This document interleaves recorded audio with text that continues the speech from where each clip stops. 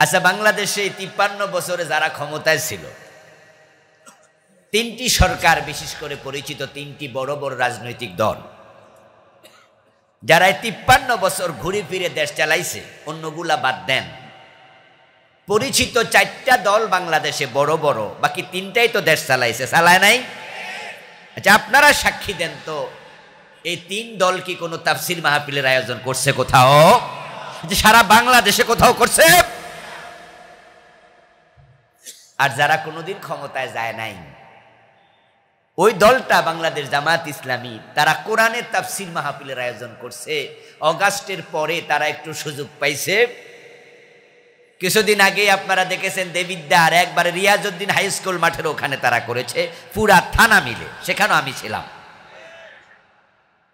যেই দল ক্ষমতার স্বাদ পায় নাই, ক্ষমতায় যায় নাই, তারা বাকি 3 দলের তুলনায় ক্ষমতার দিক থেকে অনেক পিছিয়ে। তারা যদি ক্ষমতা কম থাকাতেও কোরআনের মাহফিল করে আপনাদের কোরআন শোনায়, ওদেরকে ক্ষমতায় যাওয়ার ব্যবস্থা করে দেন, তারা জমিনে কোরআন কায়েম করে আপনাদেরকে দেখাবে ইনশাআল্লাহ। এই জামাত ইসলামী যে মাঠে থাকলে তারা গানের আয়োজন করে না। জামাত ইসলামী আইয়ুব বাচ্চুকে দাওয়াত দিয়ে কনসার্ট করে না। জামাত ইসলামী কখনো মমতাজ বেগমকে দাওয়াত দিয়ে বাউল সঙ্গীতের আয়োজন করে না। জামাত মাঠে থাকলে কোরআনের তাফসিরের মাহফিলের আয়োজন করে। এটাই তো আজকে প্রমাণ, ঠিক না?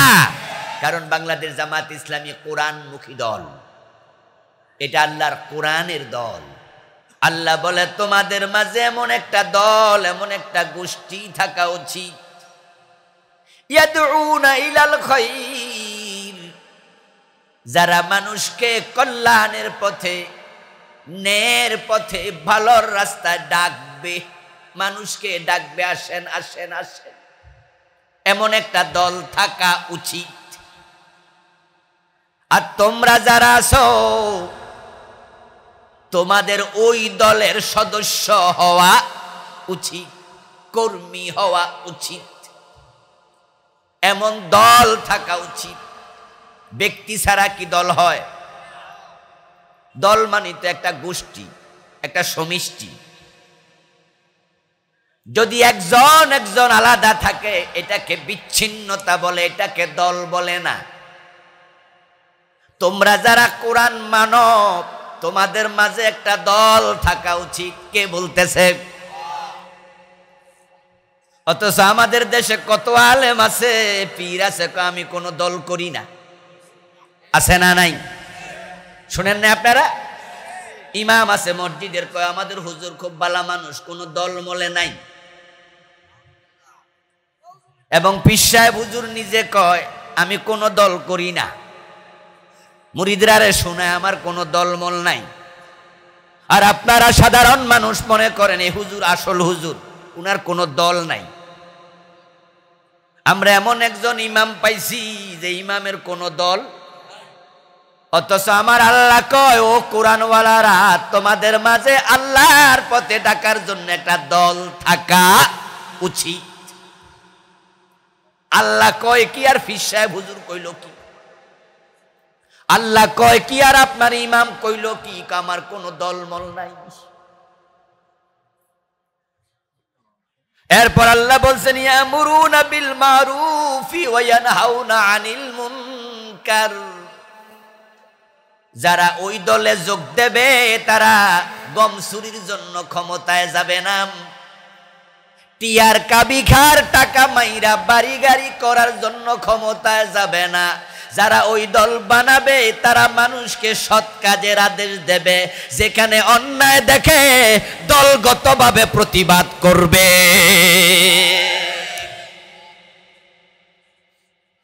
এলাকায় যদি কোনো অন্যায় হয়, একা একা প্রতিবাদে ফল বেশি না ঐক্যবদ্ধ প্রতিবাদে ফল বেশি? রেজাল্ট হবে একা একা না দলগত? এই জন্য আমার আল্লাহ কয় দল থাকা উচিত। মানুষকে অন্যায় পথ থেকে বাধা দেবে এবং ন্যায়ের কাজে মানুষকে ডাকবে। আপনার এলাকার ইমাম সাহেব যত বড় আলেম হোক, যত বড় হুজুর হোক, একা একা এত বড় একটা মাহফিল করা সহজ না কঠিন? কিন্তু জামাত ইসলামী নামক দল থাকার কারণে এই ভাইয়েরা একসাথ হইয়া এরকম মাহফিল 10টাও করতে পারে, ঠিক না? চাইলে দেবিদ্বারের প্রতি ইউনিয়নে করার ক্ষমতায় দলের আছে না নাই? একা হলে কঠিন, দলগতভাবে সহজ। এজন্য দেখেন আল্লাহ আয়াতের শুরুতে কয় কোরআনকে সবাই মিলে ধরো, ওয়াতাসিমু বিহাবলিল্লাহি জামিয়া, একা একা ধরিও না, ঐক্যবদ্ধভাবে ধরো। এই ঐক্যবদ্ধ শব্দের ভিতরে দলের ইঙ্গিত আছে না নাই? আর পরের আয়াতে সরাসরি কয় দল। রাসূলুল্লাহ ইসলামের দাওয়াত একা একা দিলেন না, সাথে আবু বকর ছিল। আবু বকর যখন খলিফা হলেন রাসূলের পরে, আবু বকর একা না ওমর সাথে ছিল? ওমর যখন খলিফা হলেন তিনি কি বিচ্ছিন্ন একা না ওসমান ছিল? ওসমান যখন খলিফা হলেন তিনি একা না সাথে আলী ছিল? 1,14,000 সাহাবী বিদায় হজের দিন নবীজিকে বলছে, হুজুর আপনার সাথে আমরা হজ করতে এসেছি, আপনি ভাষণ দেন, আমরা সবাই শুনব। রাসূল ভাষণ দিলেন, তারপরে এবার বললেন ফালিয়ুবাল্লিগিশ শাহিদুন গায়বাম, তোমরা যারা আজকে উপস্থিত আছো অনুপস্থিত লোকদের নিকট আমার মেসেজগুলা পৌঁছায়া দিও। সব সাহাবী যখন একসাথে মেসেজ নিয়ে দুনিয়ায় ছড়িয়ে পড়ছে, তামাম দুনিয়া ইসলাম পৌঁছে গেছে। যদি এমনটা না হতো আরবের ইসলামে ভারতে আসা অনেক কঠিন ছিল।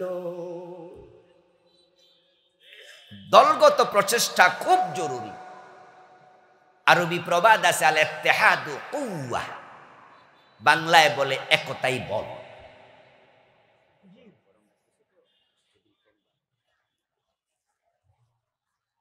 আরবিতে প্রবাদ আল ইত্তিহাদু কুওয়া, একতার ভিতরে শক্তি আছে। আমাদের ঘরে মা বোন আছে, মা বোনদের লম্বা চুল আজকে বাড়ি গিয়ে ধরবেন, আপনার মেয়েটাকে কাছে টানবেন, নিজের বউকে কাছে আনবেন, নিজের মায়ের কাছে যাবেন, অনুমতি নিয়ে একটা চুল ধরে টান দেবেন, দেখবেন টান দিতে দেরি, ছিটতে দেরি নাই। আর যদি 20টা চুল একসাথে ধরে টান মারেন, আপনার আঙ্গুলে দাগ পড়ে যাবে, 20টা একসাথে ছেঁড়া যাবে না। দুর্বল চুলও যদি একসাথে হয় শক্তি তৈরি হয়ে যায়। দলের মাঝে ক্ষমতা আছে না নাই? এখন আমরা কার দলে যাব? আমরা কোন দলে যাব? আল্লাহ বলে ওয়াতাসিমু বিহাবলিল্লাহ, ওই দলে যাও যে দলের লোকেরা একসাথে আল্লাহর কোরআনকে ধারণ করে। সুবহানাল্লাহ। যে দলে যোগ দিলে আপনাকে বলবে, এই আমাদের দলে আসছেন? বলে হ্যাঁ, তাহলে আপনাকে প্রতিদিন কোরআন পড়তে হবে। আপনার হাতের মাঝে একটা কাগজ ধরাইয়া দেবে, এটার নাম রিপোর্ট বই। এটার নাম কি? রিপোর্ট বই। ধরাইয়া দিয়ে বলবে যে এখানে 1 নাম্বার কাজ, 1 নাম্বার কলাম, প্রতিদিন কোরআন পড়তেই, শুধু পড়া না, অধ্যয়ন শব্দটা লেখা থাকে।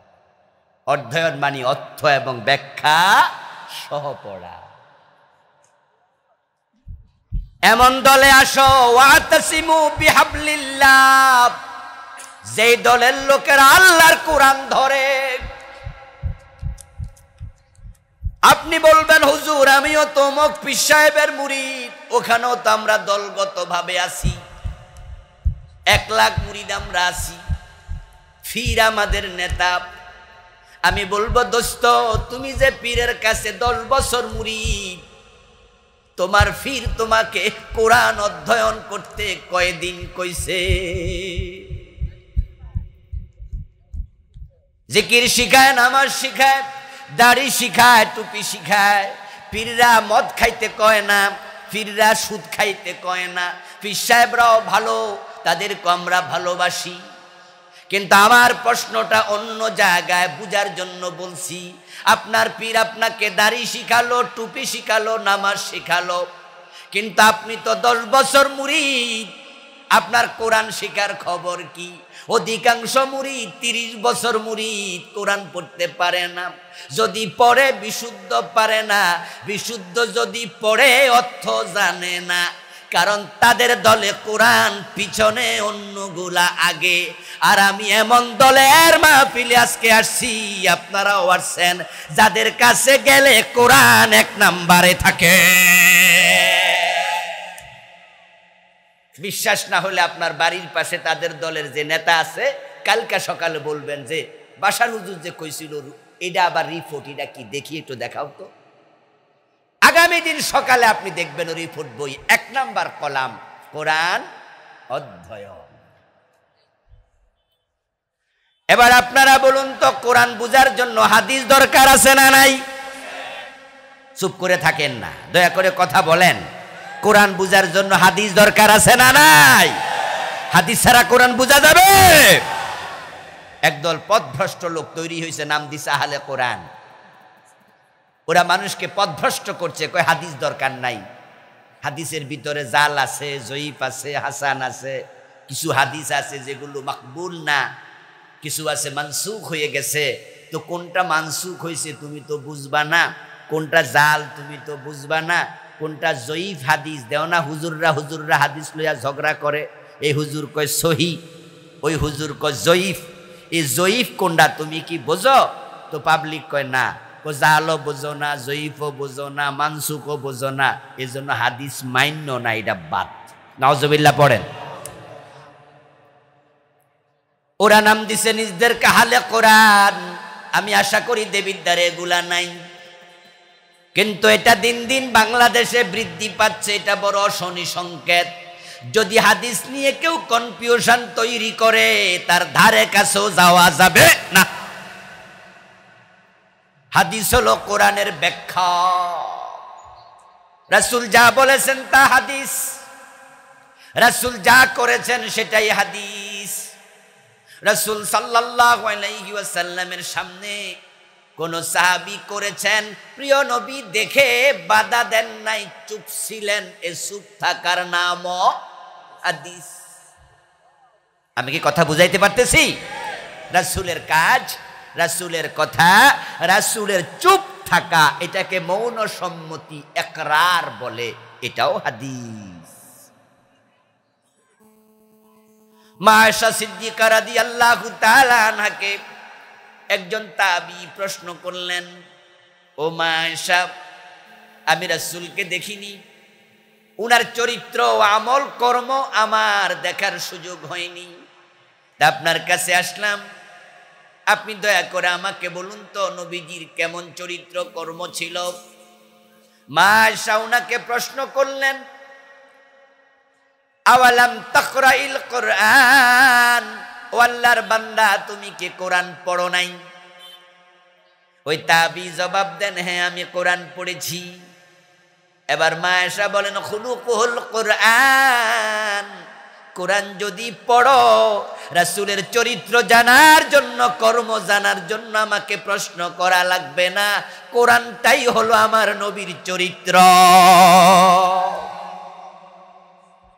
এ কোরআন নাজিল করছেন কে? এতগুলো মানুষ, জবাব তো আরো জোরে দেবেন ভাইয়েরা, বলেন না, কোরআন নাজিল করছে কে? কোরআন যিনি নাজিল করছেন তিনি কোরআনে বলছে, ইন্না আলাইনা বায়ানা। মাইকের আওয়াজ কি বেশি হচ্ছে নাকি? আওয়াজ কমাও তো একটু, কমাও তো একটু। বিরক্ত হচ্ছেন না তো আবার আওয়াজে? আমার কাছে বেশি মনে হয়। কোরআন নাজিল হতো রাসূলুল্লাহর কলবে। যখন কোরআন নাজিল হতো প্রথম দিকে, প্রিয় নবীজি নাজিল হওয়ার সাথে সাথে ঠোঁট নাড়তে শুরু করতেন, বারবার তিনি আওড়াতেন, তেলাওয়াত করতেন, আর মনে মনে ভাবতেন যদি ভুলে যাই। কোরআন শরীফ পড়ার পরে আমরা কি ভুলি না? হ্যাঁ না কিছু যে কয় না দেবিদ্বারের লোকেরা হইল ডাকিটা। কোরআন কি পড়ে আমরা ভুলিনি মাঝে মাঝে? আমিও ভুলি। আয়াত মুখস্থ করলে হঠাৎ করে দেখি আর মনে নাই, আবার পড়া লাগে। যারা হাফেজ সাহেব তারা বলে না, না বললে পিছন দিয়া লোকমা হয় কেমনে? এই যে তারাবির নামাজে ফেস লাগিয়া যায়, পিছনে লোকমা দেয় না। বেটা কি ইচ্ছা করে ভুল পড়ছে? নবীজি ভাবছেন আমি ভুলে গেলে কি হবে, ওহি তো ভুলে যাব, তাই তিনি ঠোঁট নাড়তেন। আল্লাহ তাআলা বলে ওয়ালা তুহাররিক বিহি লিসানাকা লিতা'জালা বিহি ইন্না আলাইনা জামাআহু ওয়া কুরআনা ফাইযা ক্বরানাহু ফাত্তাবি কুরআনা সুম্মা ইন্না আলাইনা বায়ানা। ও আমার নবী, এ কোরআন আমি আপনার কলবে নাজিল করছি, আপনি বারবার আওড়াবেন না, ঠোঁট নাড়বেন না, কোনো দরকার নাই। আপনি যা ভাবছেন তা হবে না, আমি আপনাকে কোরআন ভুলতে দেব না। নাজিল করছি আমি, আপনার কলবেও আমি বসাইয়া দেব। ইন্না আলাইনা জামাআহু, এটা আমি আপনার কলবে বসাই দেব। এরপর কি বলছে আয়াতের শেষে? সুম্মা ইন্না আলাইনা বায়ানা, শুধুমাত্র আপনার কলবে আমি এটা বসিয়ে দেব না, বরং এখানে আমি যা বলি তার ব্যাখ্যা আমি আল্লাহ আপনার শিখাই দেব। তাহলে রাসূল যে ব্যাখ্যা করছে হাদিসে কাজের মাধ্যমে, মন গড়া না আল্লাহ শিখাইছে? তো হাদিস লাগবে না বললে অবস্থাটা কোন জায়গায় যায়? আচ্ছা আমার প্রিয় ভাইয়েরা, যে সমস্ত জালেমগুলো এই কথা বলে, আল্লাহ কোরআনে বলছে ওয়ারকাউ, রুকু করো, কিন্তু রুকুটা কেমনে করা লাগবে সেটা কি কোরআনে আছে? যে দুই হাঁটু ধরতে হবে, মাথাটা একটু ঝুঁকাইতে হবে, এ কথা কোরআন শরীফের কোথাও আছে? তো যদি আপনি বলেন হাদিস মানি না, তো রুকুটা শিখবেন কার কাছে? আল্লাহ বলছেন ওয়াসজুদু, কোরআন আছে না, সেজদা করো। এখন সেজদা করতে হলে মাটির মাঝে কপাল লাগাইতে হয়, এমনে সেজদা করে এটা তো কোরআনে নাই। তো রাসূল থেকে না শিখলে, হাদিস না মানলে সেজদা করবা কেমনে? আপনাদের কাছে আমি প্রশ্ন করব, জানলে জবাব সবাই দিয়েন দয়া করে। হজের কথা কোরআনে আছে না নাই? আচ্ছা, হজ করতে হলে 9 তারিখে আরাফার মাঠে যাইতে হবে, এটা কোরআনের কই আছে?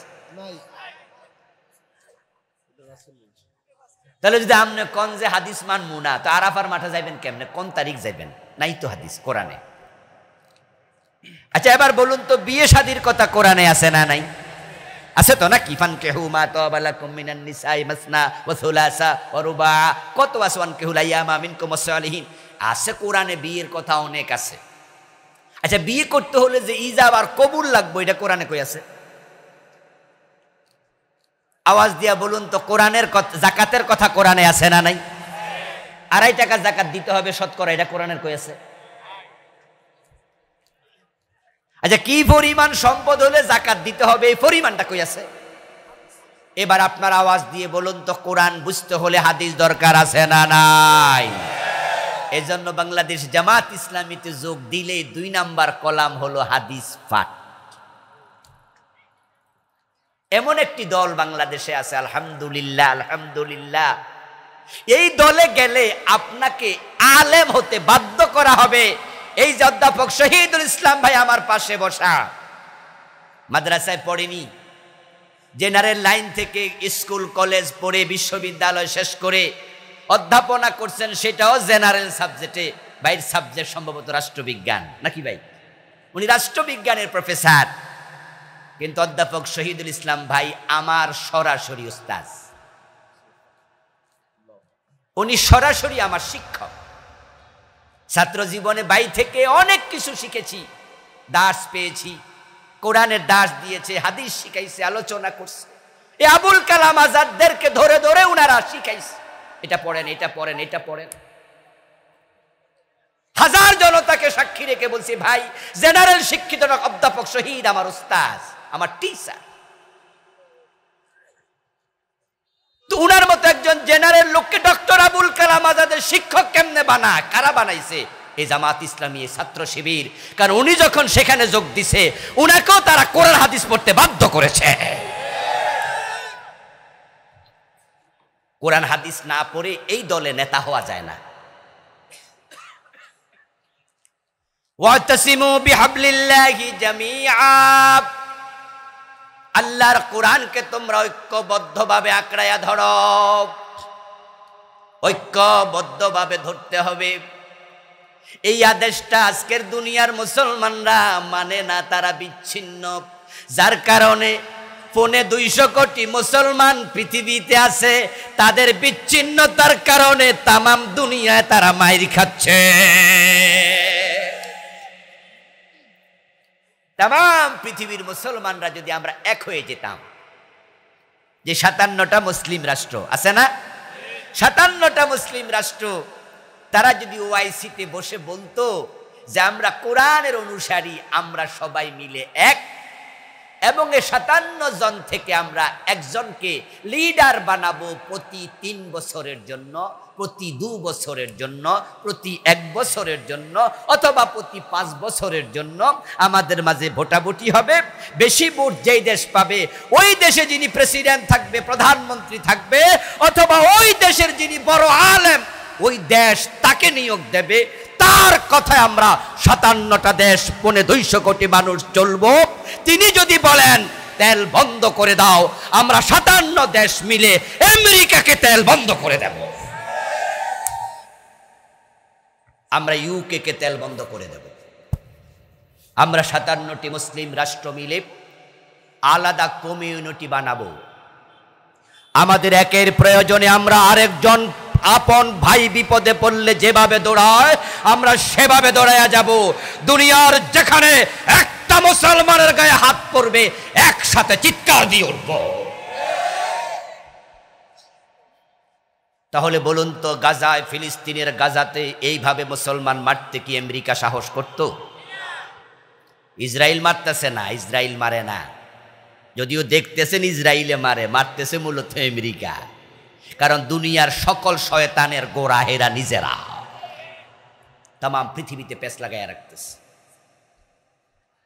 আমার বন্ধু আমেরিকা যদি ইসরায়েলের হাত থেকে সাপোর্টটা তুলে নেয়, কালকে যদি ইসরায়েলকে বলে ফিলিস্তিনের মুসলমানদেরকে আর একটা কথা বলবা না, ইসরায়েল গাজার মুসলমানের দিকে লাল চোখে তাকানোর সাহসটাও আর করবে না। এখন আমেরিকারে থামাবে কে? সৌদি আরব আমেরিকার তেল দেয়, কাতার তেল দেয়, দুবাই তেল দেয়, ইয়ামান তেল দেয়, সিরিয়া তেল দেয়, বাহরাইন তেল দেয়, আমরাও তেল দেয়, পাকিস্তানও তেল দেয়। যখন আমেরিকা তাকায়া দেখছে দুনিয়ার মুসলমানদের মাঝে কথা নাই, তারা ঐক্যবদ্ধ প্রতিরোধ করবে না, তখন তারা তামাম দুনিয়া মুসলমান মারতেছে। মায়ানমারের 10 লাখের উপরে মুসলমান, রোহিঙ্গা মুসলিম বাংলাদেশে এসে এখন ভিক্ষুক। উখিয়া সীমান্তে তারা কাটা তারের বেড়া দিয়া ওদেরকে ভিতরে রেখে দিয়েছে। ইউএন থেকে, ইউনাইটেড নেশন, জাতিসংঘ থেকে ভিক্ষা পাঠায়। ওই 12-14 লাখ মুসলমান রোহিঙ্গা, তারা ভিক্ষার হাত বাড়াইয়া ভিক্ষা খায়। পাঠাইলে খায়, না পাঠাইলে খায় না, এমনি পড়ে থাকে। যদি মুসলমানদের মাঝে কথা থাকতো, আর আমাদের একজন নেতা থাকতো, মায়ানমারকে যদি বলতো মুসলমানের গায়ে হাত দিলে মায়ানমার নামক দেশ পৃথিবীর মানচিত্রে আমরা রাখবো না, ও দোস্ত একটা ধমক যদি দিত, তাও তো অনেক কাজ হতো। কিন্তু ধমক দেওয়ার মতো কেউ এখন আর নাই। আল্লাহ ওয়াতাসিমু বিহাবলিল্লাহ, ঐক্যবদ্ধভাবে ধরলো না পৃথিবী। এবার আসেন বাংলাদেশ। আমাদের বাংলাদেশে যত পীর সাহেব আছে, আলেম ওলামা আছে, আমরা কি সবাই এক দলে আছি, ঐক্যবদ্ধ আছি, না আমরা বিচ্ছিন্ন? যদি প্রশ্ন করেন যে পীর সাহেবদের কোরআন আর অন্যদের কোরআন কি দুইটা না একটা? আমাদের কোরআন আর আপনার কোরআন কি আলাদা? তা আপনার কোরআন, আমার কোরআন, সব হুজুরের কোরআন, সব আলেমের কোরআন যদি একটা হয়, তাহলে এই দেশে আলেমরা বিচ্ছিন্ন কেন? আলেমরা বিচ্ছিন্ন থাকার কারণে গত 15 বছর সব দলের আলেমে মাইর খাইছে।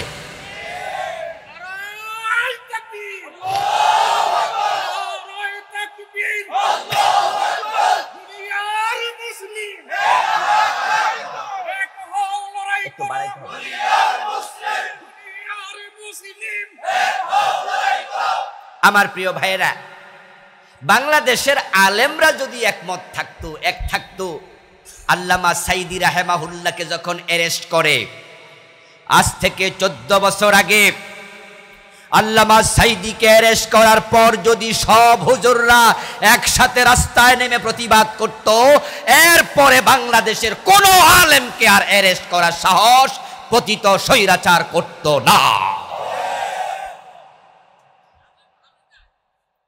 আমার দোস্ত ঝামেলা হয়েছে কি জানেন? আপনারে মানলে আমি মুস্কি হাসি, আমারে মানলে আপনি মুস্কি হাসেন। কে আমি হুজুরকে মানলে লাকে আমি কই ফিডাক, লাকে আমি মানলে কে আমি হুজুর কই পিটাক। যারা উপরে হাত বাঁধে এখানে, হেরা মাইর খাইলে আমরা নাবিওয়ালারা কই ফিটাক, নাবির নিচওয়ালারা মাইর খাইলে উপরওয়ালা হুজুর কই পিটাক। যারা দল্লিন তারা মাইর খাইলে জল্লিন কয় পিটাক। যারা জোরে আমিন বলে, যারা আস্তে বলে, একে অপরকে কয় পিটাক। যারা মাযহাব মানে তারা মাইর খাইলে লা মাযহাবি কয় পিটাক। যারা লা মাযহাবি তারা মাইর খাইলে আমরা কই পিটাক। এইভাবে যখন আলাদা হয়েছি, ওরা একজন একজন ধরে সবাই পিটাইতেছে।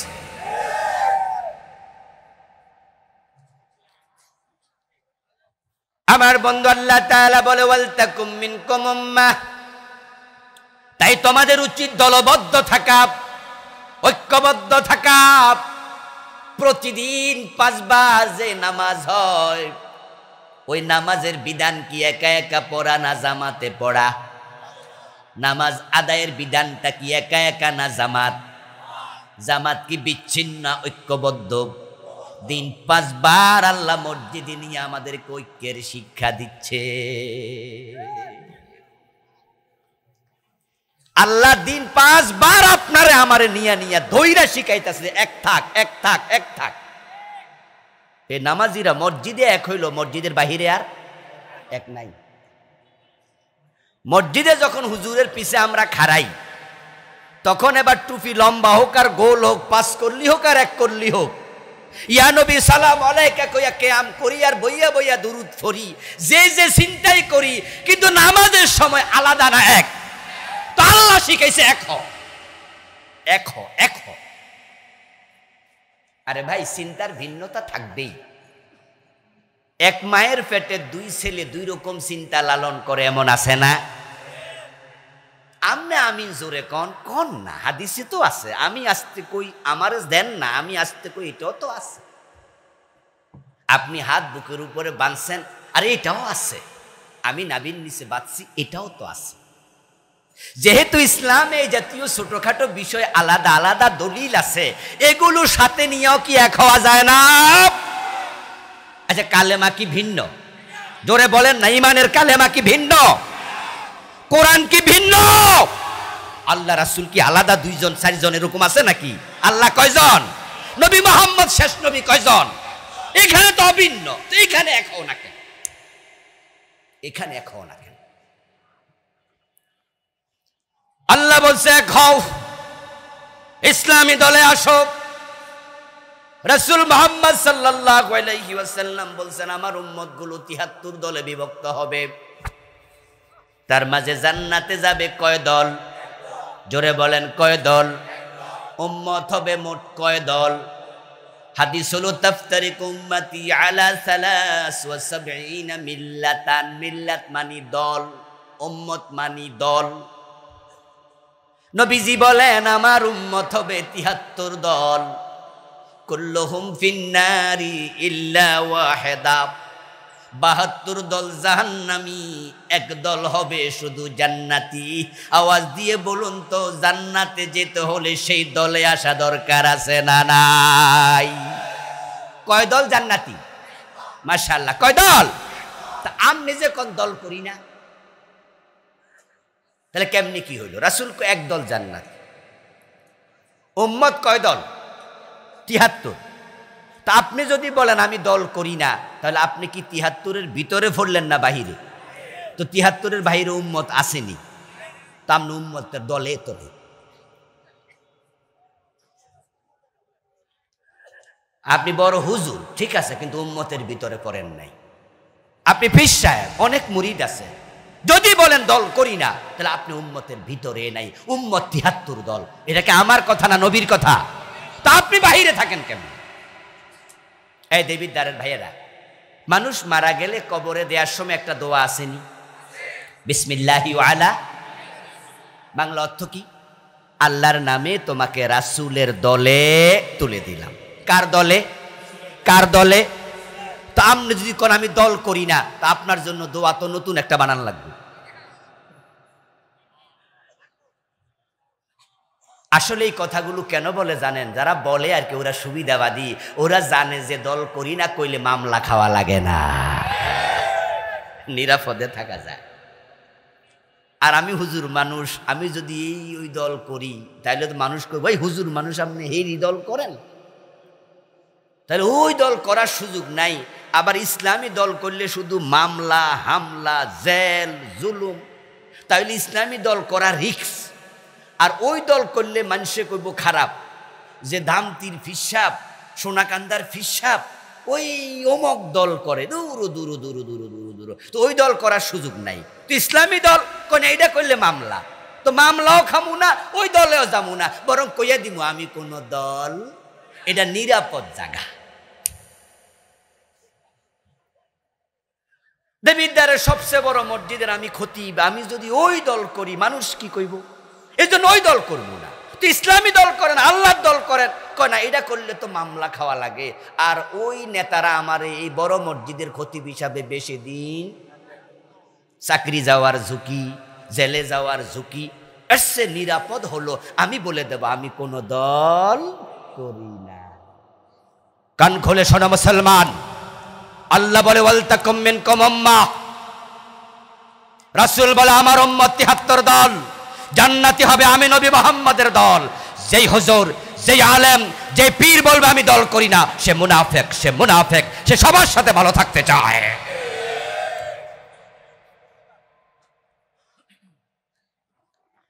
এখন ইসলামী দল করে কি হবে? কোরআনকে ঐক্যবদ্ধ ধরে কি হবে?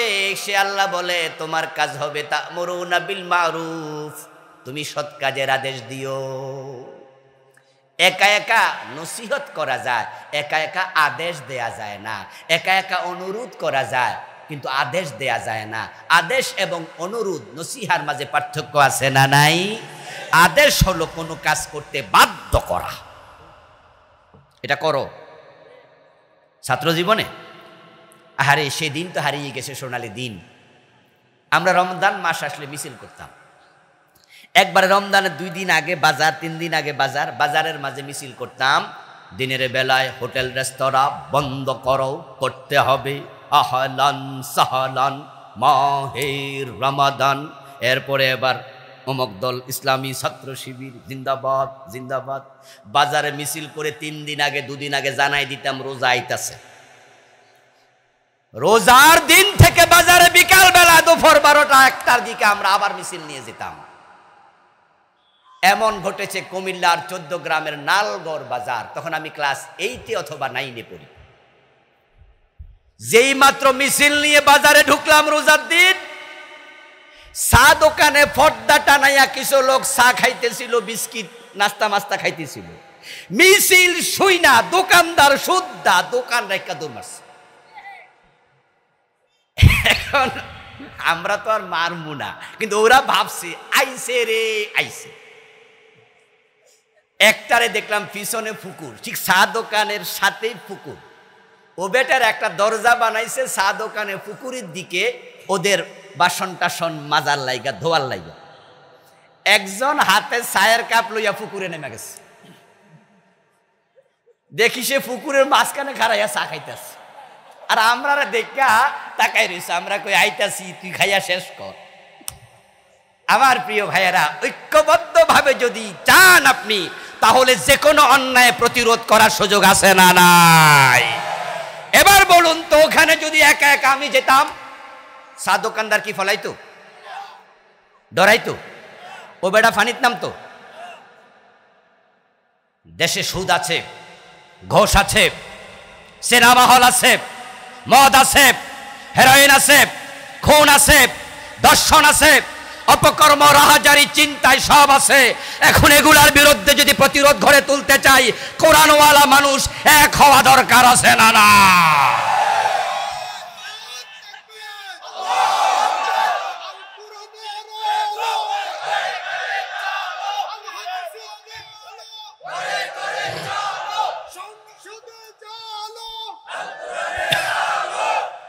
আমার প্রিয় ভাইয়েরা, সৎ কাজের আদেশ দেয়াটা এটা কি নফল কাজ না ফরজ? তো বাংলাদেশে অন্যায় আছে না নাই? অন্যায় বাধা দেয়া নফল না ফরজ? এই দুই ফরজের খবর কি? আপনার আমার চোখের সামনে কত নতুন নতুন সুদী ব্যাংক অনুমোদন পায়। মাঝে মাঝে ঢাকার রাস্তায় চলার সময় চোখ যায় সাইনবোর্ডের দিকে, এমন ব্যাংক যে ব্যাংকের নাম কোনোদিন আগে শুনি নাই। লোকজনকে জিজ্ঞাসা করলে বলে, হুজুর এটা গত বছর অনুমোদন পাইছে। প্রতি বছর নতুন নতুন সুদী ব্যাংক অনুমোদন পায়। 53 বছরে আমরা আলেম ওলামারা ওয়াজ করে সুদ বন্ধ করতে পারি নাই। অথচ আমাদের ওয়াজ আপনারা শুনেছেন, প্রিয় নবীজি বলছেন সুদ খেলে 73 গুনাহ, সবচেয়ে ছোট গুনাহটা হলো নিজের মায়ের সাথে জেনা। এত বড় অন্যায় যে বাংলাদেশে 53 বছর ধরে চলছে, এই সুদ আপনি প্রতিরোধ করবেন কেমনে? ওয়াজ দিয়ে তো হলো না। যদি আমরা কোরআনওয়ালারা এক হইয়া এই কোরআনের পক্ষে 151 জন নেতা সংসদে পাঠাইতে পারতাম, উনারা স্পিকারের সাথে কথা বইলা একবার সুদের বিপক্ষে না বলে দিলে সুদ বন্ধ হয়ে যাবে।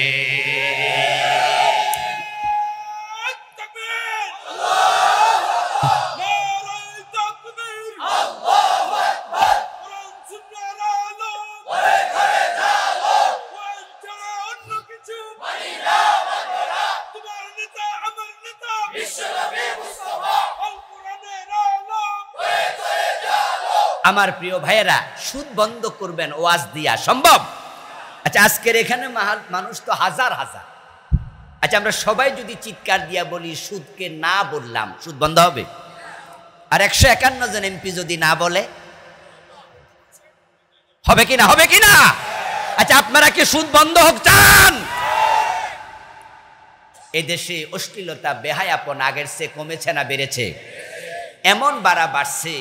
আরে আজ থেকে 20-30 বছর আগে আমাদের মা বোনরা বাজারে যদি যেত, তাহলে তারা, আমার মনে আছে আমার দাদি, আমার ফুফি যখন তাদের বাড়ি যাইতাম বেড়াইতে, তখন রিক্সায় উইটা বোরকা ভইরা এই রিক্সার চারপাশে আবার কাপড় দিয়ে বাঁধত।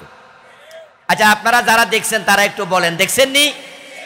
অনেকে দেখছেন, রিক্সাও কাপড় দিয়ে। আবার আমার দাদি শাশুড়ি, আমার শ্বশুর উনাকে দেবিদ্বার বাজারে নিচে হাসপাতালে অসুস্থ ছিল। আমি বিয়ে করছি আর আপনাদের কাছেই সাইড, এই এলাকার, কিন্তু আমি জামাই। আচ্ছা, আমার দাদি শাশুড়িকে দেবিদ্বার নেয়ার পরে আমার শ্বশুরকে উনি রাগ দেখাচ্ছে, এই আমার বাজারের দিন আনলি কেন? হাসপাতালে গিয়ে লোক বেশি দেখে উনি প্রশ্ন করতেছে, বাজারের দিন আনলি কেন? আমার শ্বশুর বলে, না মা, আজকে তো বাজারের দিন, এটা তো থানা, দেবিদ্বার থানা, এর মানুষ সবসময় বেশি থাকে, এত ভিড়ের ভিতরে আমারে আনলি। ও দোস্ত, আমাদের দাদিরা, মায়েরা, চাচিরা তারা পর পুরুষের কাছে যেত না। পুরুষ দেখলে রাস্তার পাশে ছাতি এমনি দিয়া বোরকা পরো দাঁড়াই থাকতো, তাই তাদের পেট থেকে নাস্তিকের জন্ম হয় নাই। এখন মেয়েরা পুরুষের কোলে বসতে চায়, এই জন্য নাস্তিকে দেশ ভরে যাচ্ছে। এখন বাস গাড়িতে উঠলে দেখবেন যে সাইডে সিট খালি আছে, ইস্তেগফার পড়া লাগে, আল্লাহ জানে কেডা আইয়া বসে। কারণ খালি সিট যে আছে, আমনেদের মসজিদের, আপনার এই রাজা মেহার মসজিদের, বড় মসজিদের হুজুর ইমাম, এখন আপনি কি 2 সিট লয়ে বইতে পারবেন নাকি? এখন আপনার পাশে যদি আরেক মাইয়া আইয়া বসে আর কোনো মুসল্লি দেখে, অবস্থাটা কি? ওই মাইয়া তো চুল খোলা, ওই মাইয়ার তো গায়ে অর্ধেক ওড়না নাই। এখন মাইয়া যখন আপনার পাশে বসবে, আপনি কি মানা করতে পারবেন যে সিটে বসা নিষেধ? সেই সুযোগও তো নাই। একটা সময় ছিল মেয়েরা পুরুষদের সাথে মিশতো না, আলাদা থাকতো, পর্দা প্রথা ছিল, মানুষ পড়তো বোরকা, সেখান থেকে নেমে এসেছে 3 পিস। এখন 3 পিসের জায়গায় ঢাকা, বনানী, গুলশান, ধানমন্ডি গেলে দেখবেন যে 2 পিস। এর মানে গায়ে গেঞ্জি আছে, পরনে প্যান্ট আছে, ওড়নাটা নাই। এমন মেয়ে হাজার হাজার, পর্দার ভালাই নাই, কিছু নাই, শুধু বেপর্দা বেহায়াপনা না। এনডিআর, জি বাংলা, স্টার জলসার কারণে বাংলাদেশে বেহায়াপনা এতটাই ছড়িয়ে গেছে, ঘরে ঘরে ফরকিয়া শুরু হয়ে গেছে, ঘরগুলো সিনেমা হল হয়ে গেছে। মসজিদের পাশের চা দোকানে নামাজ চলাকালো টেলিভিশন চলে, মানা করতে পারবেন না, মানা করলে খুব আমনের কি হয়েছে। আমার ভাইয়ের, আপনাদের কাছে আমার প্রশ্ন, আমরা কি হুজুররা ওয়াজ করলে জি বাংলা বন্ধ হবে? কথা বলেন। স্টার জলসা বন্ধ হবে, পর্দা প্রথা কায়েম হবে। কিন্তু যদি আমরা 151 জন নেতা সংসদে পাঠিয়ে দেই আল্লাহর কোরআনের পক্ষে খুঁজে খুঁজে, আমি বলি না জামাত ইসলামী লাগবে, অন্য ইসলামী দল থেকেও নেতা বানাও, তারা কোরআনওয়ালা, সব কোরআনওয়ালা এক হয়ে যাও, সংসদে পাস হবে আইন, জি বাংলা স্টার জলসা একদিনে বন্ধ হয়ে যাবে, একদিনে বন্ধ হয়ে যাবে। যত অশ্লীল সাইট আছে, পর্নো সাইট আছে, একদিনে বন্ধ হয়ে যাবে। সমাজের হাজারো অন্যায় দেখে আপনি চুপচাপ আছেন, মনে মনে আপনি ভাবছেন আমার ওয়াজ শুনে হুজুর সুদী ব্যাংক হইলে আমার কি, সুদ তো আর আমি খাই না, আমি তো ইসলামী ব্যাংকে অ্যাকাউন্ট করছি। এলাকায় আপনি মাদকের কথা বলবেন, যুবকেরা মদ খায়, এখন মদ খাইলে পাবলিকে আমার কি, আমার ফোলা তো আর খায় না। এলাকাতে ঘুষের লেনদেন আছে, অফিসে ঘুষ চলে, আমি তো অফিসে যাই না, ঘুষও দেই না। মানুষ অন্যায় করলে আল্লাহ তো আর আমারে ধরবে না, তাই অন্যায় প্রতিরোধে আপনার কোনো চিন্তা নাই, আপনি নিজে নিজে একা একা। অথচ আল্লাহ কোরআনে বলে না না, তোমার চিন্তা ঠিক নয়, কুনতুম খায়রা উম্মাতিন উখরিজাত লিন্নাস তা'মুরুনা বিল মা'রুফি ওয়া তানহাউনা আনিল মুনকার। তোমারে আমি সৃষ্টির সেরা জীব মানুষ বানাইছি, অন্যের কল্যাণের জন্য দায়িত্ব দিছি। তুমি একা একা সৎ কাজ করলে চলবে না, সৎ কাজ করবে, মানুষকে সৎ কাজের জন্য আদেশ করবে, একা একা অন্যায় থেকে দূরে থাকলে চলবে না। আমি তোমাকে সৃষ্টির সেরা বানাইয়া এই দায়িত্ব দিছি, অন্যায় যেখানে সেখানে প্রতিরোধ করতেই হবে। দায়িত্বটা কে দিছে? দায়িত্বটা কে দিছে? হাসরের দিন তিনি জিজ্ঞাসা করবে, অন্যায় দেখে তুমি কি করছো, সে জবাব দাও। আচ্ছা, ছেলে মেয়ে নামাজ না পড়লে বাবার জবাব দেয়া লাগবে না? কথা বলেন, জবাব দেয়া লাগবে না? আপনি কইবেন যে আমার তো আমি পড়ছি, ফোলা পড়ে না, আমার কি? আল্লাহ বলবে নো, এ দায়িত্ব আমি তোমাকে দিয়েছি।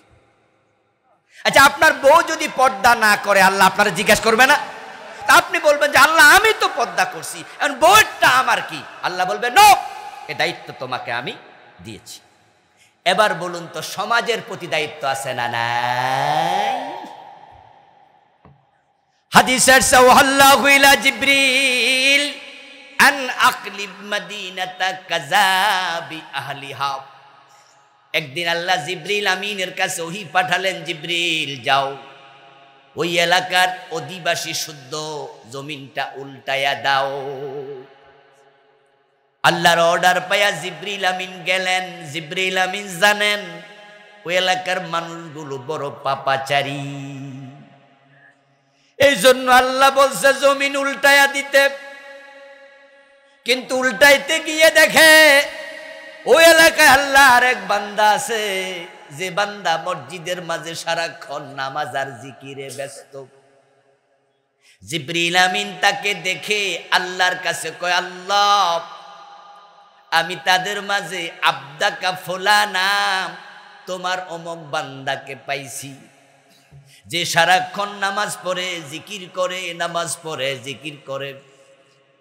লাম ইয়াসকা তারফাত আইন, আমি তার আমলনামা খুঁজে দেখি পুরা জীবনে 1 সেকেন্ডের জন্য তোমার অবাধ্য হয় নাই,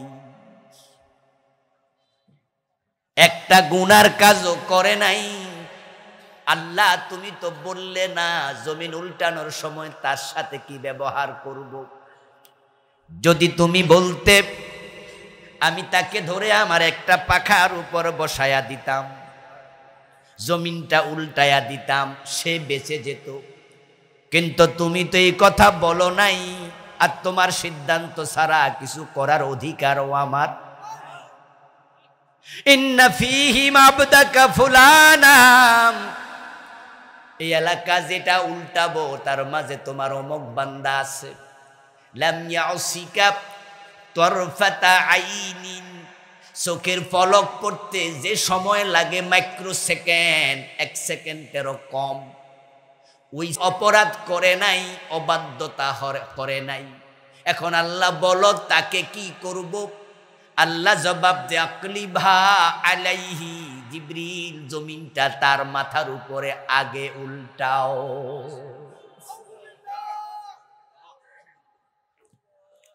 আকলিভা আলাইহি ওয়া আলাইহিম, জমিন যখন উল্টাইবা যে মানুষের উপরে, তাকে সিরিয়াল 1 নম্বরে রাখবা, তার উপর উল্টাইয়া পাবলিকের উপরও উল্টাও। জিবরিল আমিনের কাছে আল্লাহ এবার কারণ ব্যাখ্যা করেন, কারণ কি শোনো। তুমি তো বলছো সে কোনো অন্যায় করে না, কিন্তু আমি আল্লাহ তার উপর উল্টাতে কেন বললাম? ফা ইন্না ওয়াজহাহু লাম ইয়াতামাআর ফি সাআতান কাত্তু, এই জমিনের মাঝে হাজারো অন্যায় ছিল, এই লোকটা বইয়া বইয়া নামাজ পড়ছে আর জিকির করছে, এই অন্যায় প্রতিরোধ করে নাই, অন্যায় দেখে কোনোদিন রাগ হইয়া চেহারা লাল করে নাই। যে বান্দা অন্যায় দেখে প্রতিরোধ করে না, এমন বান্দা আমি আল্লাহর প্রয়োজন নাই।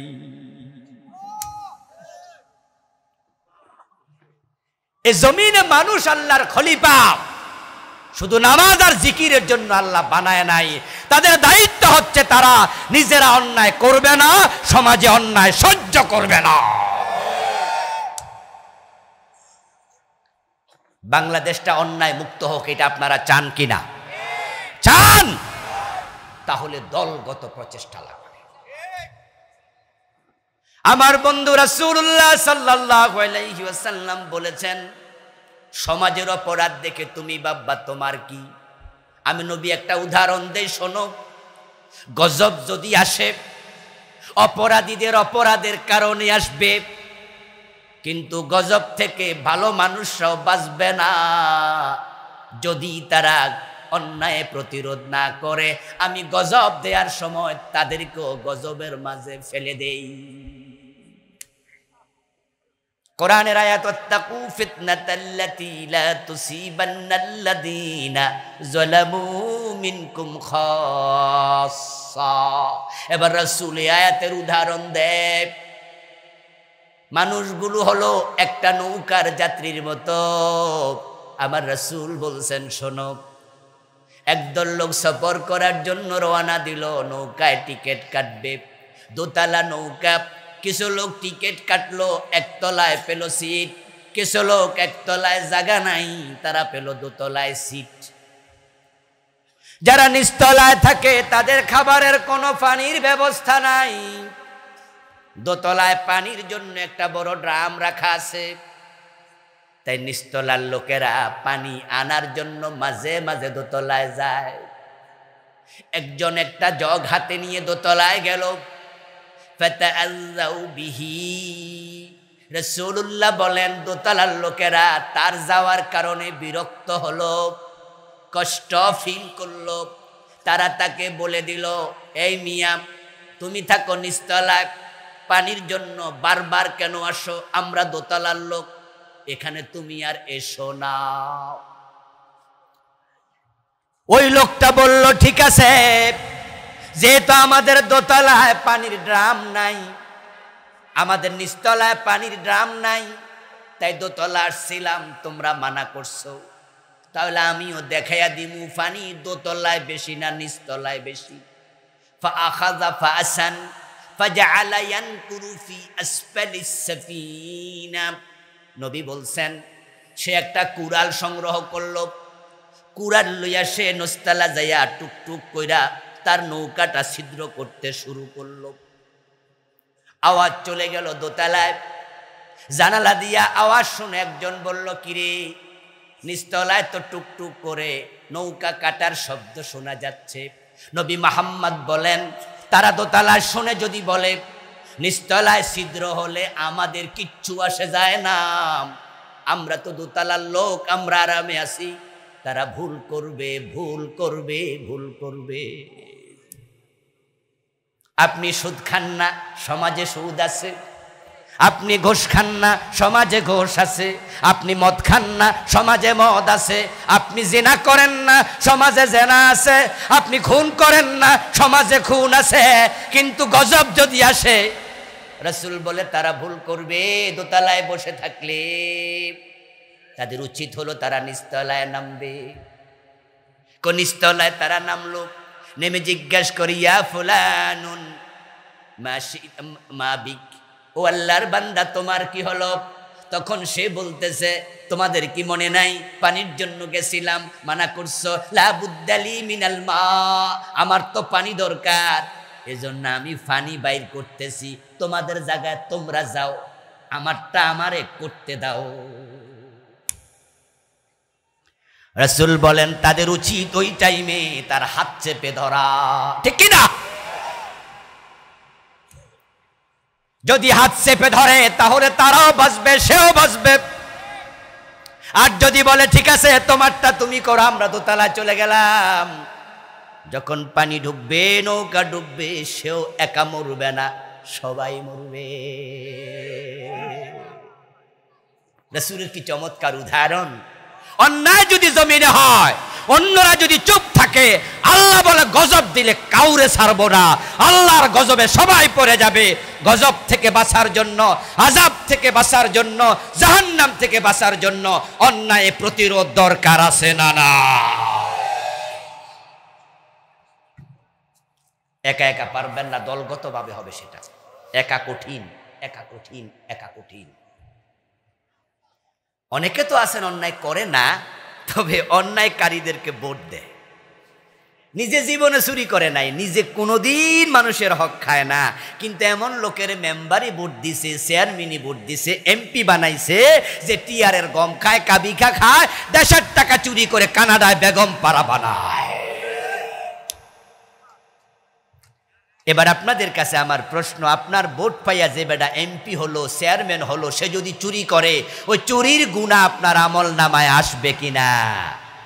আসবে? আলহামদুলিল্লাহ। আজকের মাহফিলের সম্মানিত প্রধান অতিথি, বাংলাদেশ জামাত ইসলামী কুমিল্লা উত্তর জেলার সম্মানিত আমির মুহতারাম অধ্যাপক আব্দুল মতিন হাফেজাহুল্লাহ জেলা আমির সাহেব এসেছেন। ইনশাআল্লাহ তিনি আসার পর আলোচনা করবেন। আমি আর কিছুক্ষণ করে ছেড়ে দেব, আপনারা আবার ফিরে আসবেন। আর উনি শুধু আলোচক না, উনি আমার চেয়ে বড় বক্তা। কোরআন হাদিসের দারুণ আলোচনা করেন। আমি নিজেও উনার অনেক আলোচনা বিভিন্ন জায়গায় শুনেছি। ইনশাআল্লাহ আপনারা উনার তাফসীর শোনার জন্য আসবেন, উনি আলোচনা করবে ইনশাআল্লাহ। বলছিলাম প্রিয় ভাইয়েরা, গজব যদি আসে আল্লাহ কাউকে ছাড়বে না। পবিত্র কোরআন মাজিদে আপনার ইতিহাস পাবেন অনেক, যারা শুধুমাত্র অন্যায়কারীকে সাপোর্ট করার কারণে আল্লাহ ধ্বংস করে দিচ্ছে। আচ্ছা, আপনি তো চোর না, কিন্তু আপনার এমপি চোর, যে এমপিকে আপনি ভোট দিচ্ছেন। মাসালা যারা জানেন তারা বলুন তো, এমপি চুরি করলে, চেয়ারম্যান চুরি করলে ভোটারের গুনাহ হবে কিনা? একবারে সমান সমান। হাদিস হচ্ছে আদ-দাল্লু আলা শাররি কাফাইলি, অপরাধ যে করে তার যেমন গুনাহ, অপরাধে যে সহযোগিতা করে তার গুনাহ সমান। এজন্য সাপোর্ট করতে সাবধান। লূত আলাইহিস সালামের উম্মতেরা তারা ছিল সমকামী, পুরুষ পুরুষকে বিয়ে করত, মানে পুরুষ পুরুষের পিছু নিত। এত নিকৃষ্ট চরিত্র পৃথিবীতে কোনো মাখলুকের নাই, কুত্তারও নাই। আমরা বাংলাদেশের মানুষ, আমরা জানি যে ভাদ্র মাস আসলে কুকুর পাগল হয়। মানুষ বলে না, ভাদ্র মাসে কুকুরদের বছরে একবার যৌন চাহিদা ভাদ্র মাসে ওঠে। আচ্ছা, ভাদ্র মাসেও কি কোনো পুরুষ কুকুরের সাথে মিলিত হয়? কুত্তাও হয় না। শূকরের ভিতরে চরিত্র নাই। একটা শূকর একটা শূকরের পিছনে যায়, একটা কুকুর একটা কুকুরের পিছনে যায়, এটা মোরগ একটা মুরগির পিছনে যায়, এটা গাবি একটা আপনার দামড়া গরুর পিছনে যায়। কিন্তু লূত আলাইহিস সালামের জাতি এত নিচে নামছে, তারা পুরুষ ব্যভিচার করত। আল্লাহ লূত নবীকে বললেন যে তাদেরকে সাবধান করো। লূত আলাইহিস সালাম বুঝালেন, তারা হিংসা জিজ্ঞাসা আরো বাড়াইয়া দিয়ে এক পর্যায়ে বলল, লূত আমাদের দলে তুমি আসো, না হয় তোমাকে এলাকা থেকে বের করে দেব। এক পর্যায়ে আল্লাহ তাআলা তাদেরকে গজব দেওয়ার জন্য দুজন ফেরেশতা পাঠালেন, যাও জমিনটা উল্টায়া দিয়ে আসো। দুইজন ফেরেশতা আসলেন, লূত আলাইহিস সালামকে বললেন যে হুজুর, আল্লাহ আমাদের পাঠাইছে, আজকে বলে দিছেন মাগরিবের পর আপনি আপনার উম্মতকে নিয়ে এলাকা থেকে চলে যান। আজকে চূড়ান্ত ফয়সালা হয়ে যাবে, আজকে গজব আসবে। তবে আল্লাহ মানা করছে আপনার বউ যেন আপনার সাথে না যায়। আনজাইনাহু ওয়া আহলাহু ইল্লা ইমরাআতাহু কানাত মিনাল গাবিরিন। আল্লাহ কোরআনে বলেন, আমি লূতকে এবং তার যারা মুমিন উম্মত তাদেরকে আমি রক্ষা করেছি, তার বউকে আমি রক্ষা করি নাই। কানাত মিনাল গাবিরিন, কারণ সে তাদের সাপোর্টার। লূত আলাইহিস সালামকে বলা হলো আপনার স্ত্রীকে নিতে আল্লাহ মানা করছে। লূত আলাইহিস সালাম চলে গেলেন। ফজরের আগ দিয়া বিকট এক আওয়াজ। হযরত লূত আলাইহিস সালাম ফজরের পরে এসে দেখেন সেখানে ঘরবাড়ি কিচ্ছু নাই, জমিন সবটা একবারে তলায়া গেছে, উল্টে গেছে, কয়েক ফিট গভীর হয়ে আছে, যেখানে এখন একটা সাগর, এটার নাম ডেড সি, লুত সাগর, জর্ডানে 30 মাইলের বেশি লম্বা বিশাল বিস্তীর্ণ অঞ্চল, সবটা মাটির নিচে। কোরআনে আল্লাহ বলেন, ওই দুই ফেরেশতাকে আমি বলেছি, ও ফেরেশতারা টোটাল জমিনটাকে হাতের তালুতে নাও। আমরা যখন কোদাল দিয়া কোপ দিয়া মাটি সরাই, যেমন কোপ দিলে মাটি ওঠে, দুই ফেরেশতা দুই পাশে আঙ্গুল দিয়া হাত দিয়া কোপ মারছে, পুরা এলাকা হাতের তালুতে। ফাজআলনা আলিয়াহা সাফিলাহা। কোরআনে আল্লাহ বলে, আমতারনা আলাইহিম মাতারা আমতারনা আলাইহিম আলাইহা হিজারা। ফেরেশতাকে বললাম উপরের দিকে তোলো, ফেরেশতা উপরের দিকে তুলছে। আমি আল্লাহ তাদের উপরে হিজারা আমতারনা, আমি বৃষ্টির মতো পাথর বর্ষণ করতে শুরু করেছি। পাথরের বৃষ্টি দিয়া পুরা মানুষগুলোকে আমি পশুর চিবানো ভুসি বানাই। তারপরে এবার ফেরেশতাদেরকে বললাম, আলিয়াহা সাফিলাহা, উপরটা নিচু করে ছেড়ে দাও। ফেরেশতা এভাবেটা এভাবে করে উল্টায় দিছে, সাগর হয়ে গেছে। আপনাদের কাছে আমার জানা জিজ্ঞাসা, এই গজবের ভিতরে লূতের বউ আছে না নাই? লূত আলাইহিস সালামের স্ত্রী কি পুরুষ মানুষ না মহিলা? ওদের অপরাধ কি মহিলার পুরুষে ছিল না পুরুষে পুরুষে? তুমি মহিলা মানুষ, গজব আসলো কেন? অপরাধ ছিল পুরুষে পুরুষে, কিন্তু লূত নবীর বউ মহিলা হইয়া গজবে পড়ছে, কারণ সে সাপোর্ট করত। সে লূত নবীরে বলতো, আচ্ছা ওরা করুক গা, আমনে থামেনছে, আমনে যাইয়েন না তো, বাধা দিয়েন না তো। এই কাজ করার কারণে আল্লাহ তারেও ছাড়ে নাই। সমাজে হাজারো অন্যায়, 53টা বছর আল্লাহর কোরআন দিয়ে দেশ চলে না, চলছে অপরাধ প্রবণতা, চলছে জুলুম অত্যাচার। যেখানে আমরা দেখলাম সিলেটের এমসি কলেজে স্বামীর হাত থেকে স্ত্রীকে নিয়ে 8 জন নরপশু পরিদর্শন করেছে। আমাদের নোয়াখালীতে ঘরে ঢুকে মা মেয়েকে একসাথে দর্শন করেছে, যেখানে আমরা দেখেছি 11 জন ইসলামী আন্দোলনের বড় বড় নেতাকে মিথ্যা মামলায় যুদ্ধাপরাধী বলে ফাঁসি দিয়েছে। 5ই মেতে হাজার হাজার আলেমের বুকে গুলি চালিয়েছে। আমরা দেখেছি মামুনুল হক ভাইকে বউ দিয়ে ধর্ষণের মামলা করে বেজ্জতি করেছে।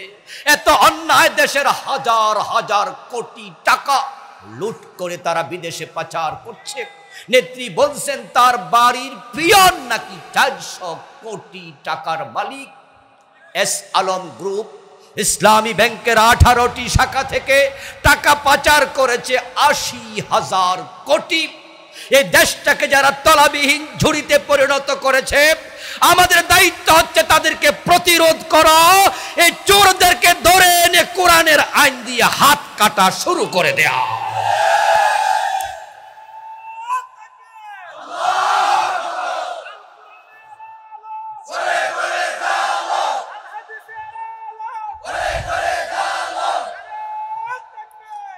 আমার প্রিয় ভাইয়ের, আপনারা যারা তাদের দোসর আছেন, সাপোর্টার আছেন, আল্লাহর গজব আসলে আপনিও বাঁচতে পারবেন না।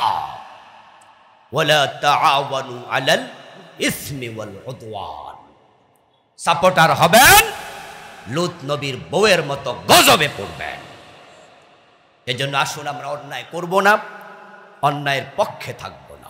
ন্যায় নীতি নিষ্ঠা প্রতিষ্ঠার জন্য আল্লাহর কোরআনকে আমরা ঐক্যবদ্ধভাবে আঁকড়িয়ে ধরব। সুযোগ এসেছে, সময় এসেছে। আগস্ট বিপ্লবের মাধ্যমে কোরআনের রাজ প্রতিষ্ঠার নতুন দুয়ার খুলে গেছে। আমরা আলেমরা যদি এক হয়ে যায়, হতে পারে এবারই পার্লামেন্টে আল্লাহর কোরআন ঢুকবে।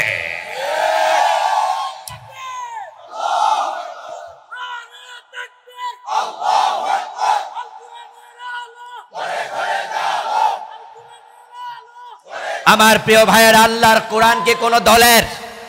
এটা কি নির্দিষ্ট কোন দলের? এটা কোন গোষ্ঠীর? এই জন্য এক দলের উপর ছেড়ে দেবেন না। আমরা কোরআনের ব্যাপারে দলাদলি ভুলে যেতে চাই। সব আলেম এবার হাত মিলাতে চাই।